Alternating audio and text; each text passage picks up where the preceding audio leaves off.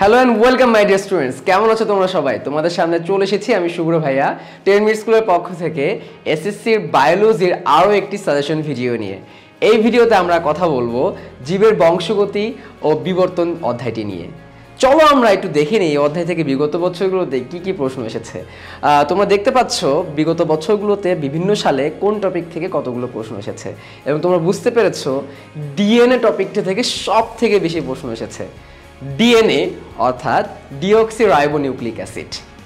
এই ডিএনএর গঠন আমাদের চিত্রসহ, আমি আবারও বলছি, চিত্রসহ ভালো করে শিখতে হবে। আমরা যদি ডিএনএর ভিতরে যাই আমরা দেখতে পারবো 3টা গাঠনিক উপাদান আমরা পাচ্ছি। 5 কার্বন বিশিষ্ট শর্করা, নাইট্রোজেনের ক্ষার এবং অজৈব ফসফেট। সো এই 3টি উপাদান আমাদের ভালো করে রেখে আমাদের চিত্রটা আঁকাতে হবে। নাইট্রোজেনের ক্ষারের ভিতরেও কিন্তু আমরা অ্যাডেনিন, গুয়ানিন, থায়ামিন, সাইটোসিন ইত্যাদি পাচ্ছি।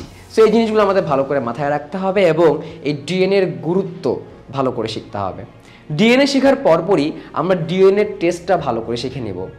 অপরাধী শনাক্তকরণ, পিতা নির্ধারণ এবং বিভিন্ন রকমের ক্রিমিনাল অ্যাক্টিভিটিস শনাক্ত করার ক্ষেত্রে কিন্তু এই ডিএনএ টেস্ট খুবই গুরুত্বপূর্ণ। সো এই ডিএনএ ফিঙ্গারপ্রিন্টিং প্রসেসটাও কিন্তু সৃজনশীলের ক্ষতে গতে চলে আসে এবং সামনে আসতে পারে।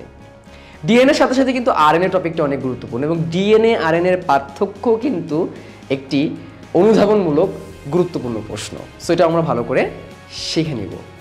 এরপরে যেই টপিকটি থেকে সব থেকে বেশি প্রশ্ন এসেছে সেটি হচ্ছে লিঙ্গ নির্ধারণ পদ্ধতি, XXXY।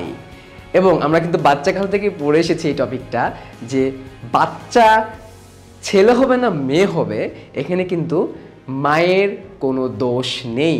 সো এই বিষয়টা কিন্তু আমাদের এইখানে আবারও চলে আসবে এবং এই পুরাতন পড়াটাকে আমরা নতুন করে শিখব, কারণ এটা আমাদের নবম দশম শ্রেণীতেও অনেক গুরুত্বপূর্ণ। আমাদের এই অধ্যায়ে কালার ব্লাইন্ডনেস এবং থ্যালাসেমিয়া রোগ সংক্রান্ত কিছু আলোচনা রয়েছে, যার ভিতরে থ্যালাসেমিয়া টপিকটি কিন্তু অনেক বেশি গুরুত্বপূর্ণ, কারণ থ্যালাসেমিয়া নিয়ে অনেক প্রশ্ন আমাদের এসেছে। আমরা জানি এটি একটি লোহিত রক্তকণিকার অস্বাভাবিকতা একটি রোগ এবং এই সম্পর্কিত বিশদ আমাদের ভালো করে সৃজনশীলের জন্য শিখে নিতে হবে। এই অধ্যায়ের শুরুতে ক্রোমোজোম নিয়ে কিছু বেসিক কথাবার্তা বলা রয়েছে, যেটা আমাদের এমসিকিউর জন্য লাগবে। পরিশেষে আছে বিবর্তন। বিবর্তনটি ভাইয়ারা তোমরা একদম গল্পের মতো পড়ে ফেলবে। এখান থেকে সর্বোচ্চ কিছু সংজ্ঞা আসতে পারে, কিছু এমসিকিউ আসতে পারে। আমাদের এখানে ডারউইনবাদ রয়েছে, ডারউইনের যে ইনফরমেশনগুলো আমরা একটু মজা করে শিখে নিব এবং এই টপিকটি তোমরা একদম মজার মতো করে রিডিং পড়ে ফেলবে, খুবই ইজি এবং সৃজনশীলের জ্ঞানমূলক এবং এমসিকিউতে চলে আসতে পারে বিবর্তন সংক্রান্ত আলোচনা। সো আমরা বুঝে গিয়েছি এই অধ্যায় থেকে কোন বিষয়গুলো অনেক বেশি গুরুত্বপূর্ণ, এগুলো আমরা ভালো করে শিখে নিব। আমরা জানি ডিএনএ টপিকটা অনেক গুরুত্বপূর্ণ, ডিএনএ আরএনএ পার্থক্য আমাদের ভালো করে শিখতে হবে। আমাদেরকে শিখে নিতে হবে থ্যালাসেমিয়া রোগ সম্পর্কে এবং আমাদের শিখতে হবে লিঙ্গ নির্ধারণ সম্পর্কে। সো এই টপিকগুলো পড়লে তোমাদের এই চ্যাপ্টারে একটা ভালো মার্কস নিশ্চিত হবে। সেই ভালো মার্কস দিয়ে তোমরা তোমাদের সফলতার দিকে এগিয়ে যাও। তোমাদের সেই অসাধারণ সাফল্যগুলো দেখার জন্য আমি অপেক্ষা করে আছি।